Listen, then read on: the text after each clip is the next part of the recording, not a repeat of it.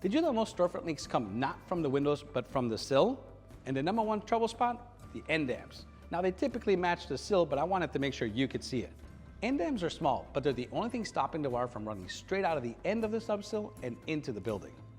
And the crazy part is that even experienced installers can sometimes forget these or install them incorrectly. Not intentionally, of course, but they're small and they're easily overlooked and often taken for granted. But what makes end dams so tricky is proper installation. Any shortcuts here and they turn into a leak path.